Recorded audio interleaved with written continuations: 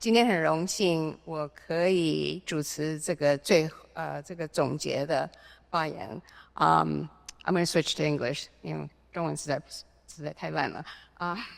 As we draw this inspiring forum to a close, let us acknowledge the profound range of voices and visions that have been shared. And now is a moment for reflection. I think we have spent 2 weeks with the Peace Fellows, and we would love to hear their impressions, their observations, and their insights. So actually, I'm going to start with you, Yoshi. Let me start. So the world, here's my question. The World Wildlife Fund's Ocean Futures Initiative has highlighted 20 regions in the world that will likely see greater conflict over ocean resources resulting from food insecurity and geopolitical tensions by 2030. Taiwan is in one of those 20 regions. What are your thoughts on how Taiwan can reduce the conflict? What are some of the conservation measures or collaborations that Taiwan can undertake? Okay. Thank you very much for the question. So I know the report, and I know how they methodologically came up with this ranking of which area of the world have more risk for the conflict. So it's very simple mechanism they did.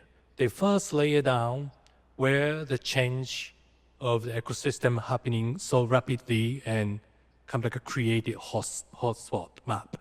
And they layered with where we need a fish for the food security. Then they layered map with where has conflict been emerged.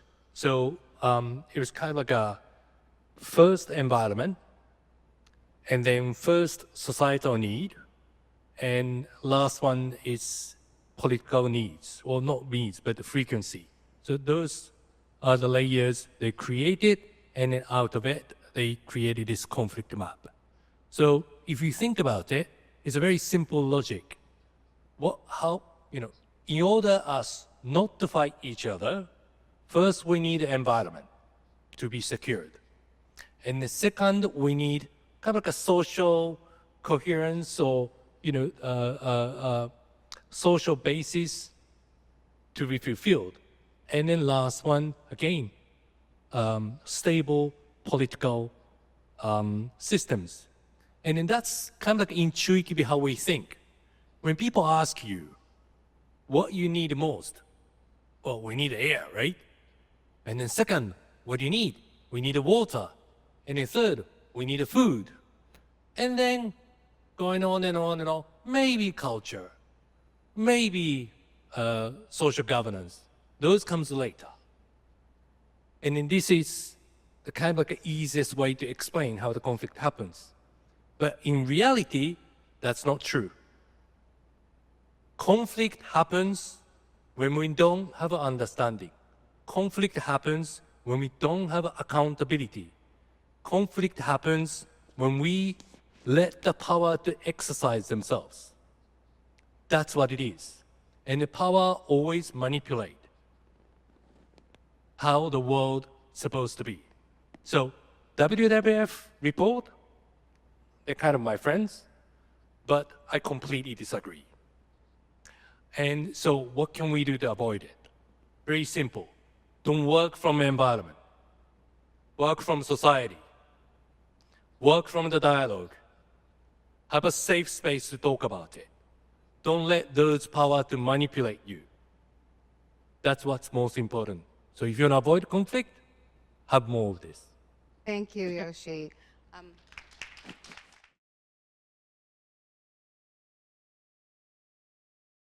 And I'm going to turn to you. So the necessity of digital peace building is undeniable, from simple online dialogues to complex systems that provide more accurate data tracking and detect conflict. Discussions on digital peace building is as complex as discussions on peace. There are more questions than solutions. So I just, could you just share with our audience, how do we weave digital peace building into the non-digital everyday life? And what advice do you have for our young people in Taiwan about the fact that technology is a double-edged sword? Thanks, a lot to cover there in that question. Yeah, okay, in 3 minutes. I don't have much to say about the whole double-edged sword thing because I think it's just something we need to never forget, basically. And then we can move forward with that shared kind of understanding. I mean, I gave the kind of overarching recommendations in my talk about how we can, without being digital first, like upskill ourselves in terms of being able to like address the challenges that come at us from the impacts of technology. So I think those recommendations are a good place to start. Always to start with those social challenges first and then work backwards to the technology. When we start the other way around, we get into trouble. That's where we get into the techno-solutionism, and it's not really helping our societal issues. I will say there's 3 points that I was thinking about more based on my time here today at the forum, but also in the days leading up to this day. And one is really, there's such an innovative spirit here in Taiwan with a high technological innovation. It would be great to channel that spirit towards intersectional applications for peace. This is really not a trivial recommendation. From my perspective, it's really like the path to peace is through finding empathy for and having curiosity about other perspectives and different experiences. So this would be one path forward that I could see here. Another one is 2 days ago, all of us fellows, we spent the day at the White Terror Memorial Park, and one of the survivors, Fred, spent a lot of time with us, which was very moving and informative for all of us, I think.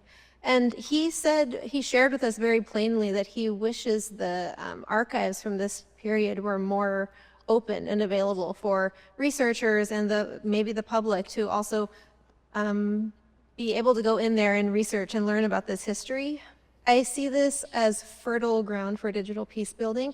A lot of digital peace building is related to archives and memory, in the most basic sense, digitalizing archives and making them available, but also using technology as a medium to engage with history. And this can also be the starting point for some intergenerational conversations and sharing of perspectives. So I also see a role for artists in this space as well to kind of engage with history and use this as a peace building methodology. And then finally, super simple, I want to leave you with my comment of kind of not to be afraid of technology, really engage with it, try it out, push the boundaries of what we can do with technology, and also don't expect too much. Keep the expectations level, but keep going forward, being critical, and keep asking questions, because I think it's better if we have more questions than solutions, actually. Thanks. Thank you, Emma. That I really appreciate hearing that.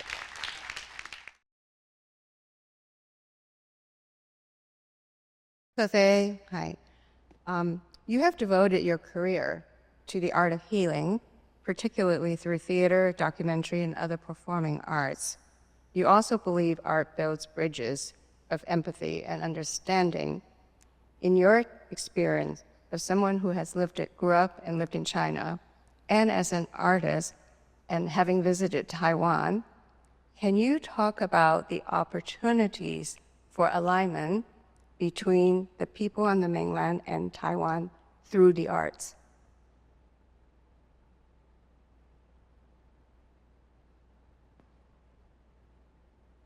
"其实我跟台湾艺术家的交流蛮多的，还在北京生活的时候，我也请过台湾的导演到北京去演出。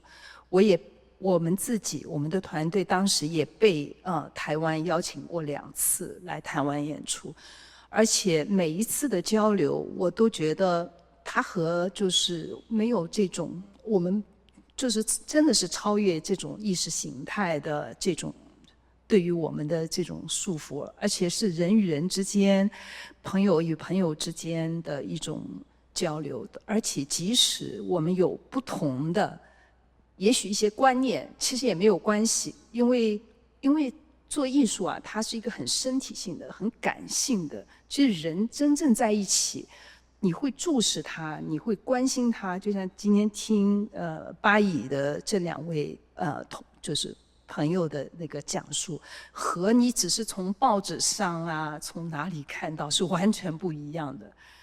所以对于我来说，就是我刚刚也讲到，我现在正在从事这样的一个就是一个剧场的一个创作，所以我幸亏也是在柏林那里，我也找到了一些在德国生活的台湾艺术家，所以在这个作品里边，我一定会有大陆背景和台湾背景的人能够有共同的创作。我是希望就是说在对话在不同的领域能够开展。我觉得人只有面对面的时候，他才知道哦，其实我们有很多共通的地方。谢谢。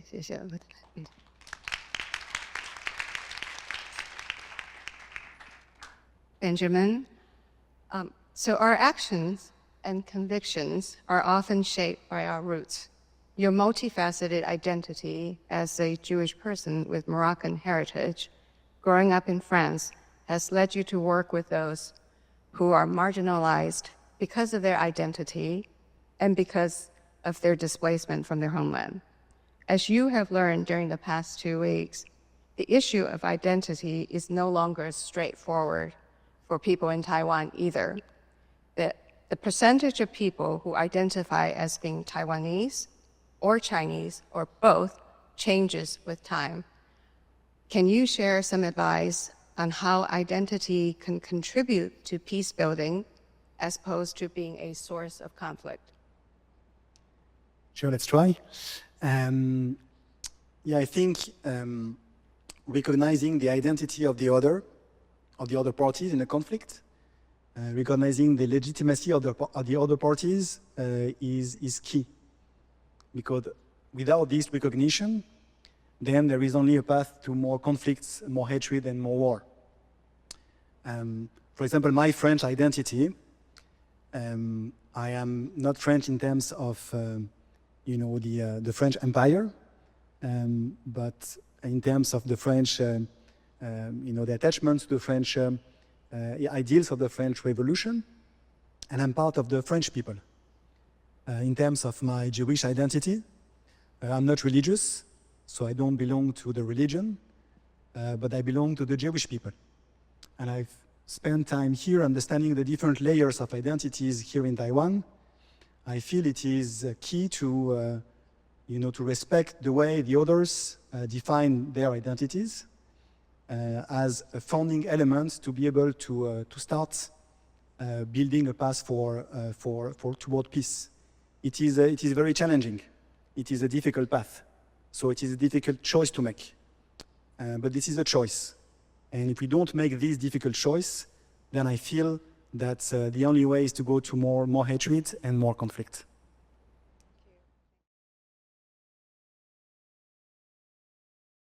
Daniela, peace and humanitarian aid are often mentioned in the same breath.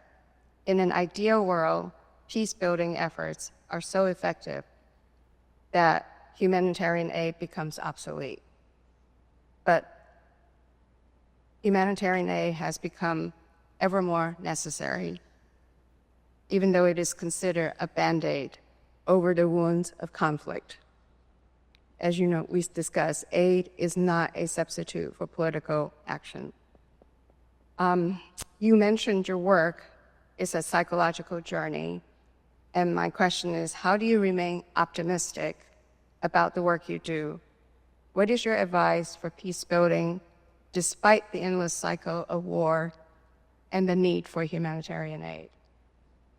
Wow, it's amazing. Well, it's very difficult because we are facing a challenging situation worldwide, in the humanitarian aid. This issue is very complex. Well, in Latin America and the Caribbean, it's like we have to be optimistic just because we are forced to.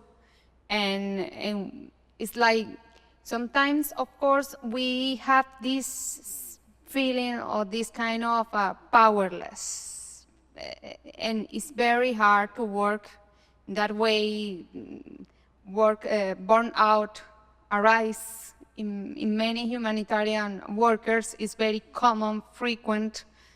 And yeah, sometimes we feel very bad about we are witnessing and we feel like we cannot change anything, but I would like to mention our visit to GMA Human Rights Museum. Emma mentioned it also. So yeah, it was very, very inspiring by the fact we met Fred Chin, white terror survivor, and it's truly inspiring to have these kind of experiences because, well, for example, he told us and commented the fact that everyone have this kind of unexpected power within. So when he was talking, it was very, very and truly inspiring about this context of having and never lose the hope. So I'm still working on that because sometimes it's not easy, and it's important when you, for example, because humanitarian and peace building is carried out by human beings, for human beings. So we are human beings, and when we feel this kind of burnout feeling, we have sometimes to step back and reflect and recover our spirit and mind. So it's this kind of, is my advice. So take your time to reflect, because beyond talking about a political strategy and how can we change the world, is taking into account the personal point of view, this angle as well. So this is my topic about that. Thank you.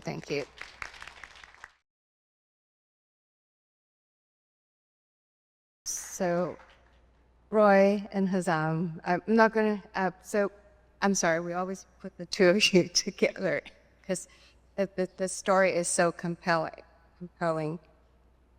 I had prepared a big question for you, but actually having watched your exchange, the last exchange, and throughout the day, and actually over the last 2 weeks, you know, I think the big question we all have is, can the two of you work together to build peace? And you can answer individually. We'll start with Roy. Can you work with Hazem? Yes, I can work with Hazem, but it's not us personally. What I'm seeing, that there is great power with partnership, with equal partnership, not racist, sharing, understanding that you are not alone, and understanding that you don't decide by yourself, and understanding that this work will not be as I wish it to be, because I'm not alone. So it must be negotiated or agreed or somehow being done in a shared process. To answer briefly, you ask, can I work with Roy? No, I can't. Yes, why? Because the main work should be within the Israeli society, because they have the key of the peace in their hands. They have the power and they have the keys of peace. If they don't listen to him, they will listen to me. I think I will I will be like an obstacle for them, or they will, I will not be attractive. They will listen someone from Gaza or from Palestine. So I think working with Roy, personally it was okay. He said personally no, but personally no problem.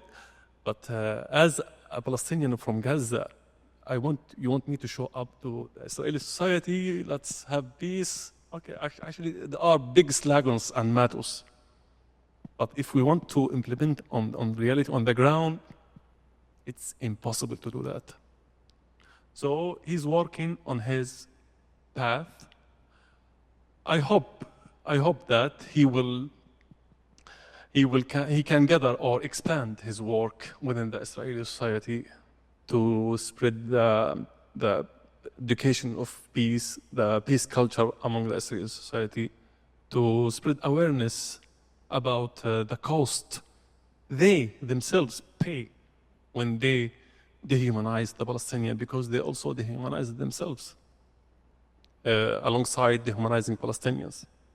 So I think working for me with Roy, it's not a good way to build peace.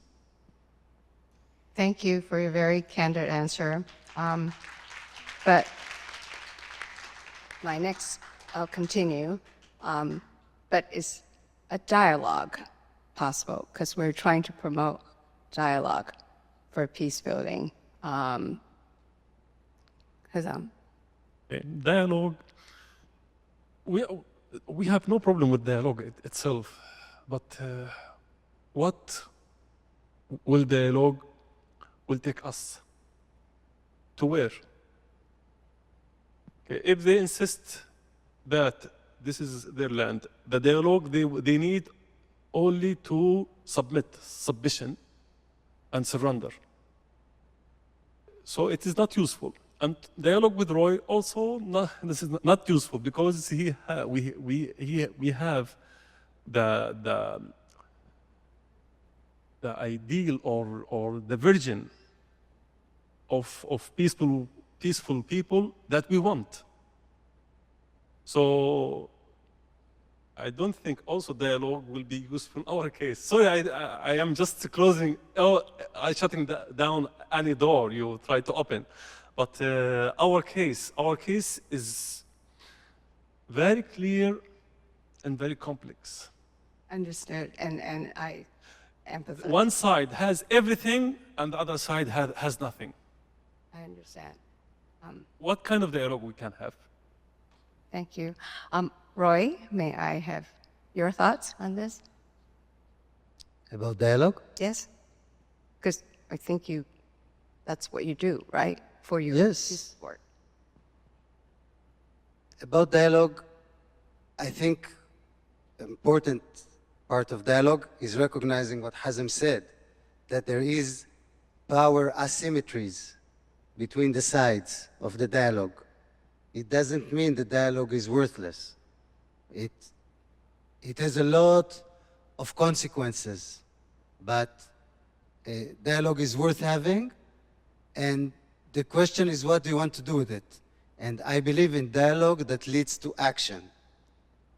And everyone who is trying to work for justice, for Palestinian liberation, needs to ask themselves, what path do they have? What way they can take? And one important way that would eventually lead to action for Palestinian liberation is the path of dialogue. Because in dialogue, you have the opportunity to understand yourself better and to understand the other better. We're talking about identity. The best way to do identity work, and this is also maybe relevant to Taiwan, because that was mentioned before, is through dialogue. You will not work on your identity staying in your room and reading history and writing your accounts of it. Thank you, thank you. It's very enlightening.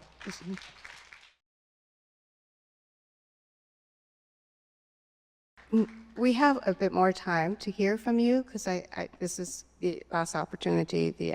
So if anyone else would like to address our audience with their impressions, their messages, please, or if you don't, I'm just going to have it come down the road. Daniela, just a few more words because we do have time. Yes. Well, when we are talking about peace and dialogues, obviously, if you ask me like a political scientist, the first thing I think is about politicians and the power, because we study power. But as a humanitarian worker, I reflect about the power of people and how we need to take into account their histories, their stories behind the figures. And it's not only, peace building is not also, there are some people that only write. So I think that we have to go to the field and get insights and be informed, talk with the people, because sometimes it's very insightful, useful, and it's like a paradox, because you asked me about the hope, and sometimes when I have been in an informal camp or refugee camp, you feel the drama present, and it's very sad. But at the same time, that reminds you, why are you doing what is your purpose? So when I went to the informal camps and met Venezuelan refugees, and they started talking to me, and when they recognize my accent, for example, they open their eyes with light, like hope, and I say, okay, that is worth. So I need to do it very well because of them, not only because of me and my purpose, it's because of them. And not only them because of the accent, also be very aware about those who have not voices. And I want to, that is why I mentioned people from Haiti, because not many people are outside talking about the people from Haiti or of the Central Americans. So it's like, that is why I mentioned the paradox of being there and see the stark reality of conflict, but at the same time, they give you this kind of a strength and desire to change the world. That is my thought. Thank you. Thank you. Pass the mic down to anybody else?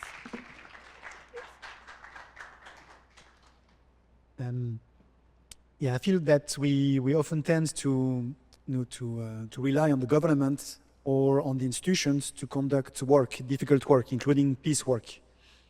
But there are things that each individual, that civil society, we can do. I mean, none of us, we are just objects of history. We all have agency, we all have power to act, and thus we all have a responsibility to act.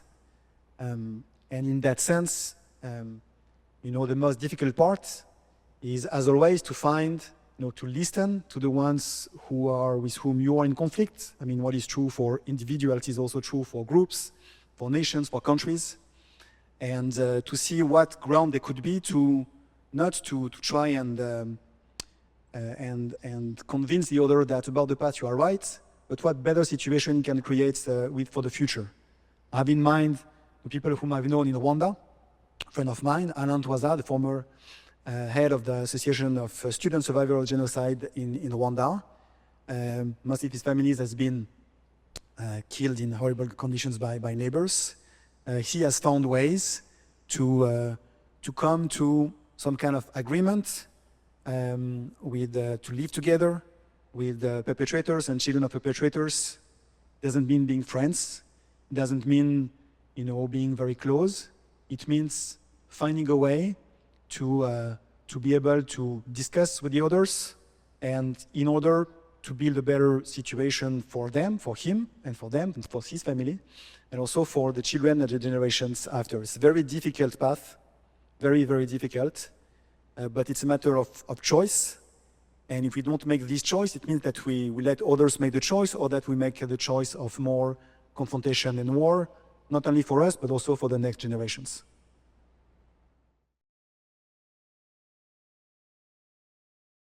Let's say a few words. They to me. Yeah, how about Emma first? Sure, thanks. I think although I'm here to speak about digital spaces, a parting word I would say is to maybe also spend time outside of digital spaces and be in physical public spaces that are shared and really interact with each other there, whether we're literally speaking about peace building or just kind of interfacing with each other in real life. So just to remember that we really need to always be thinking about not only the digital, but still remaining in these physical spaces. And maybe one point related to this I'll bring up from a design perspective is this concept of friction, because I think in digital spaces, a lot of times we're designing these platforms to be frictionless, to be really smooth and fast and easy to get information, to reshare things, to interact, to order what we want, whatever. And then we get out into outside of the digital spaces, and we're confronted with a lot of friction because life is full of friction, also when we're encountering people from diverse backgrounds. So yeah, let's keep this concept of friction in our mind. Let's not try to make everything frictionless. Let's seek out that friction and move freely between these digital and also the physical spaces. And Yoshi, I know you're never short of words. Mhm. You're never short of words, so please. As you know. So this is a very unique setting for me. I'm usually living in the United States. And when I'm on the stage or teaching, it's not really the setting like this. So I left Japan when I was 19. And I was educated in UK. And then now I'm working in the United States. And most of the time, I wasn't really aware how my life after 20 years old shaped my way of thinking. My way of thinking is more I know, more I learn, more I study, I can get better and I can make better decisions. And I really didn't think about what they are not teaching, what I'm not learning, what other histories has been hidden from me. And only recently, when I started learning about critical race theory, do you guys know about this? Which Trump really hates anybody to study this. Then I really realized there was something which wasn't taught in the United States. When you learn about colonialism, it's not really taught in Europe, not that much. And then when I was invited here, I read Dr. Lun's book, 1949. And it is something I never learned. In those books, in those learning, there's the voices of the people who really had to go through because of the predicament of the nations, because of the history, because of the power. And then that's, to me, to protect and recognize those voices, that's where the peace is. So, I'm very grateful for this conversation, and I'm grateful for you all to invite me here. It was a lot of personal journey for me, so I'm hoping this continues. Thank you very, very much.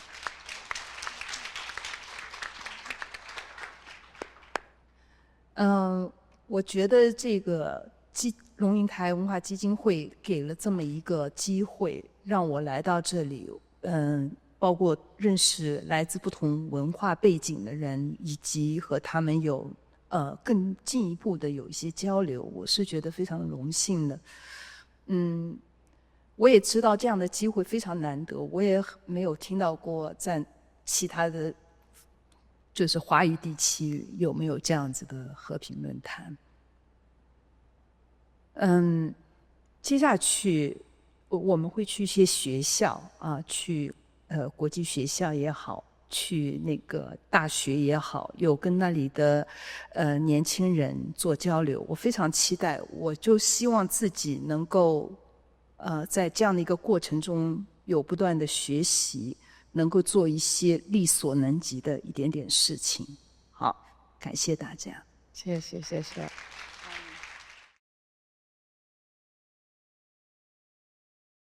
请问，就是从 audience 有没有一些问题给我们的 Peace Fellows？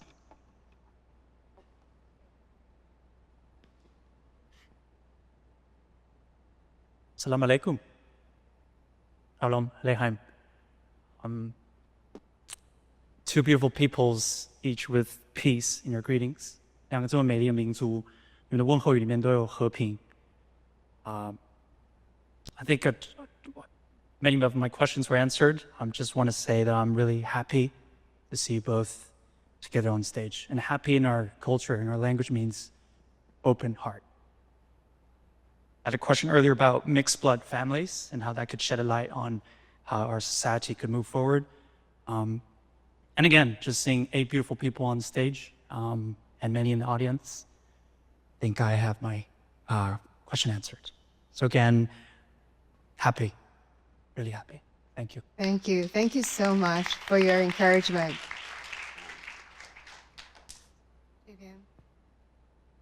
I have a question for the panel about regards to peace and power. But without going into political theory, I would like to transform my question into an operable discussion that directed towards Roy and Hazem.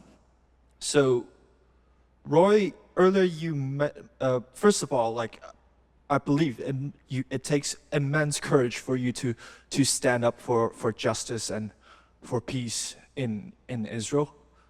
But however, as an Israeli, you're still in a position of power. When you're facilitating a discussion with your Palestinian counterpart, what do you do to ensure that you're creating a safe space for your Palestinian counterpart? Because since that they're in a position of power deficit.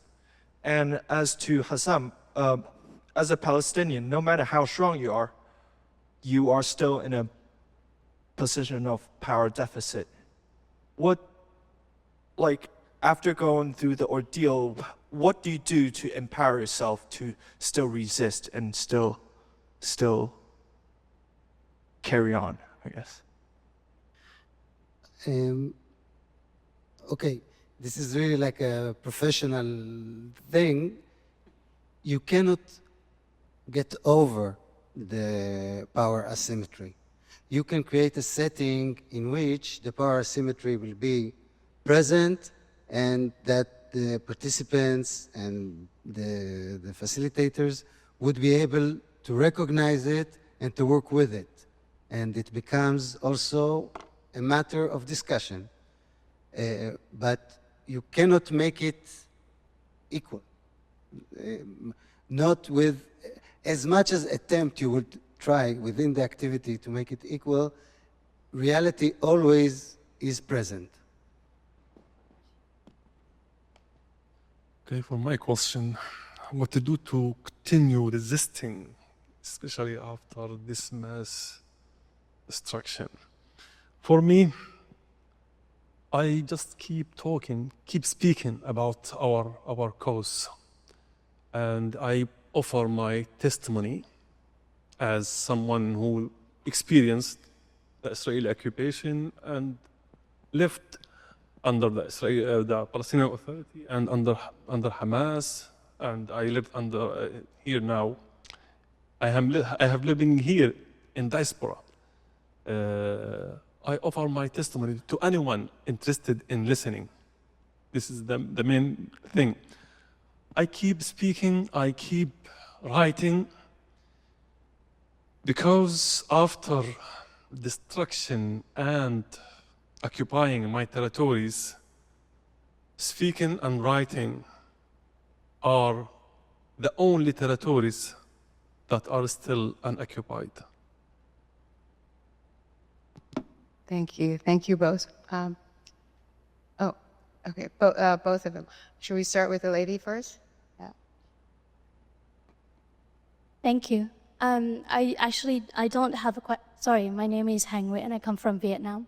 I don't really have a question, but I just want to show my understanding and support for Hazem's position when he was asked the question of whether he can work or can have dialogue with Roy, an Israeli peace activist. I understand that, you know, it's like Hazem, like maybe your question was directed at him at a personal level, you know?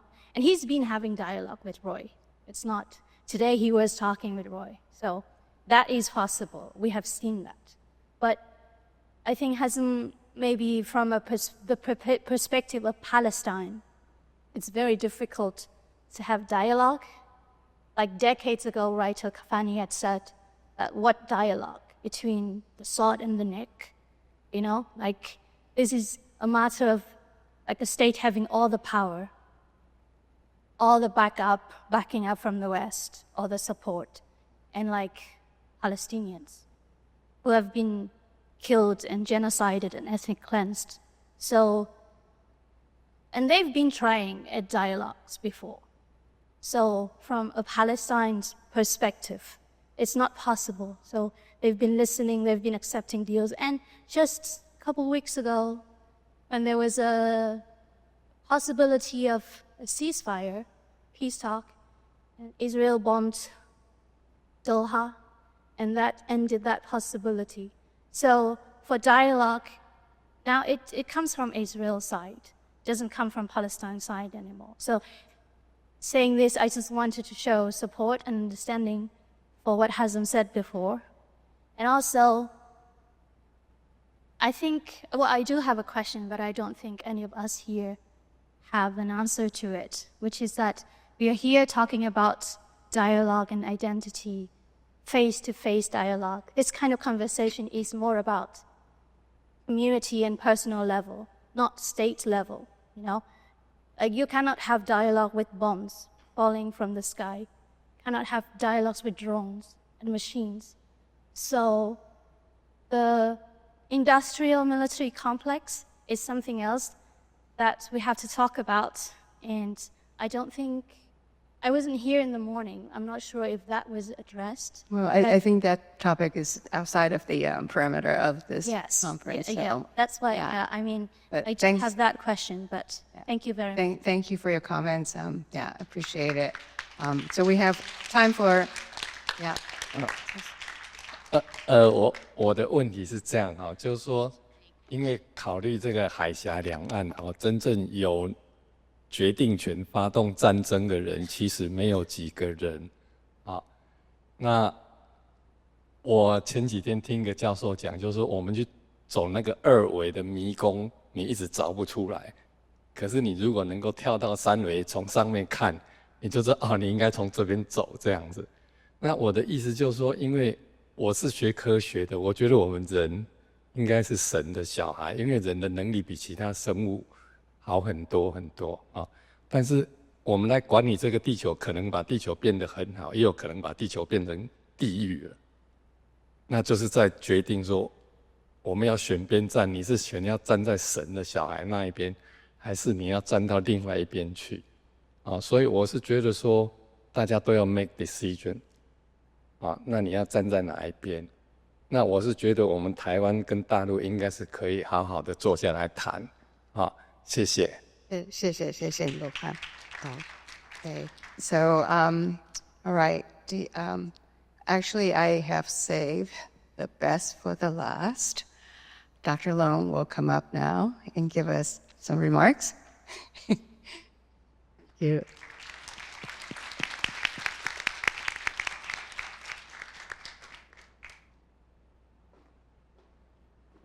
You guys are absolutely amazing.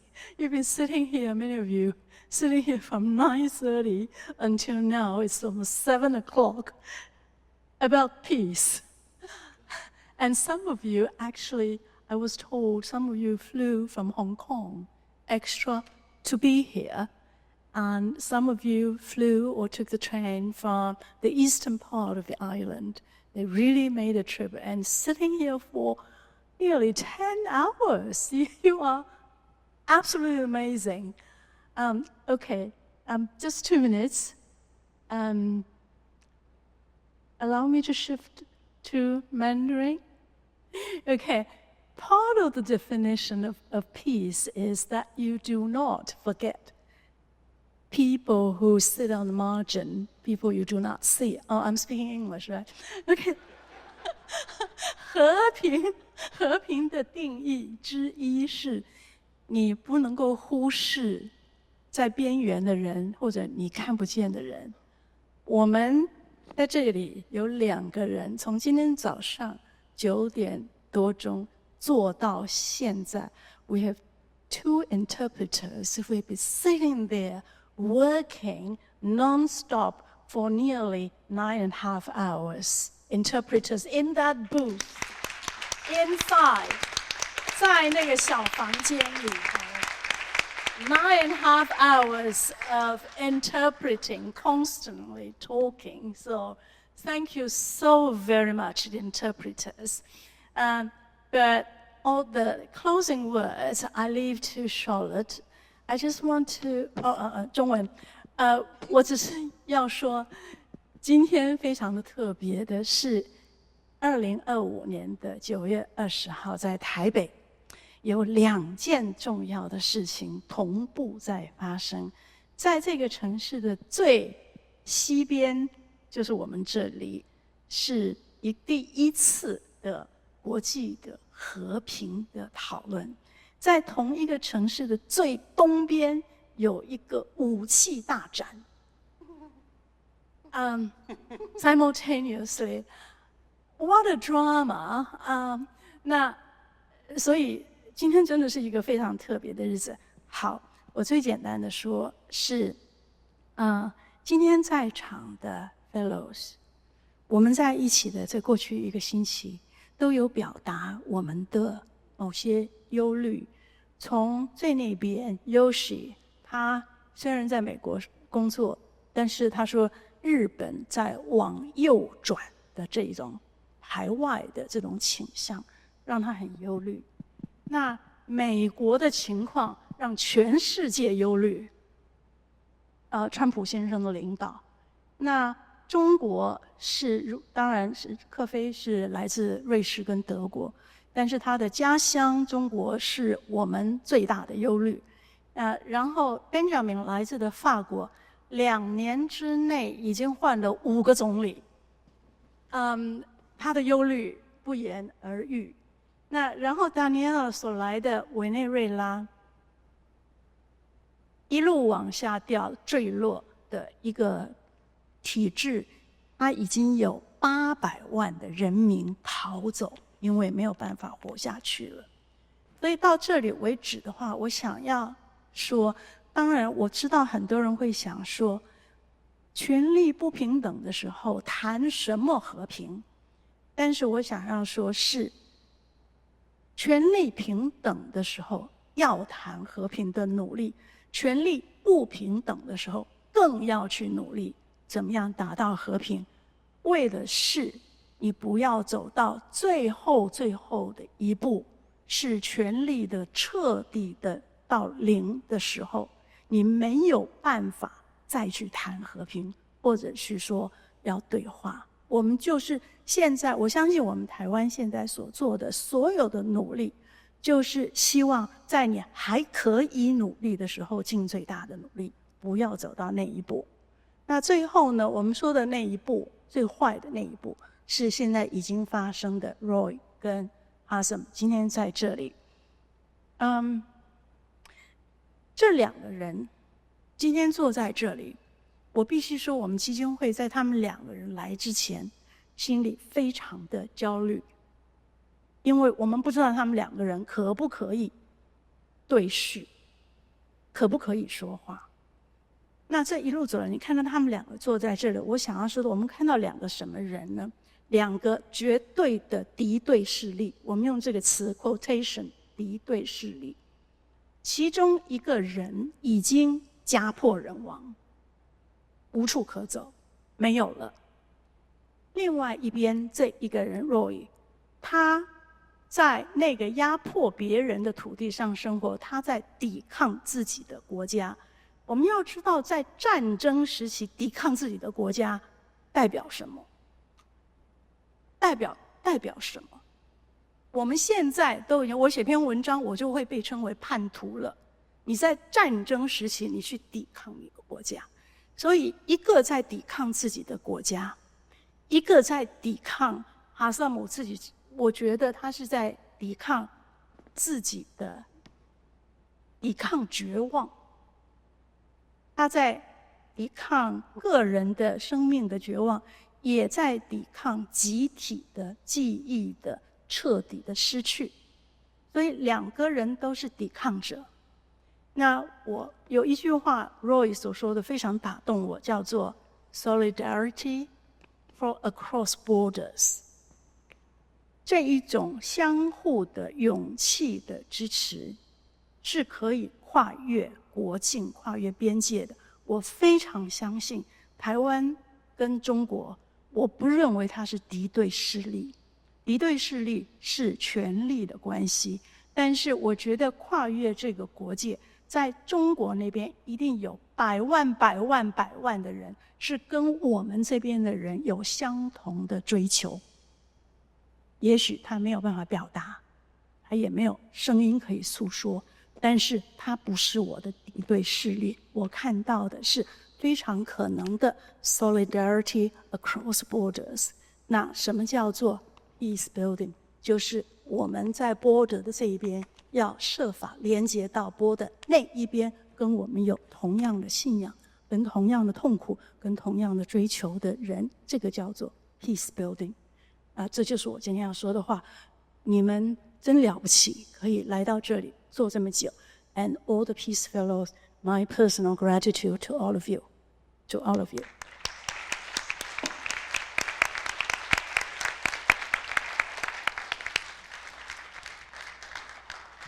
We're getting toward the very end. So in closing, I just want to say, let this forum not be an end, but a beginning of engaging in dialogue, holding space for disagreement without dehumanization. Peace is not just wishful thinking. It must be forged. Thank you for joining us today, for your commitment to building a more just, inclusive, and peaceful world. Thank you to the 7 fellows who are spending 3 weeks with us.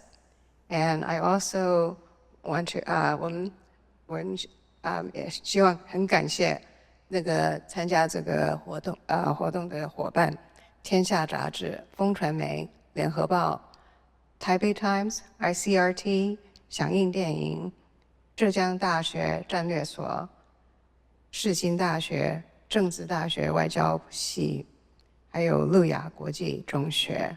And last but not the least, I want to thank our volunteers and also our peace ambassadors, and as well as the foundation's staff who have spent the past year putting this program together.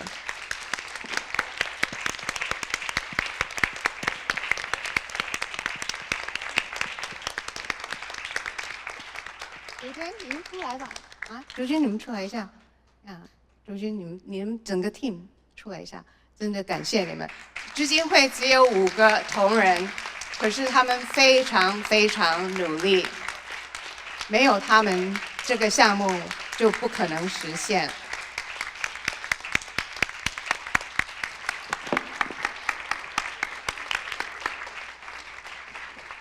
好了 ，This concludes the Taipei International Peace Forum. Thank you very much.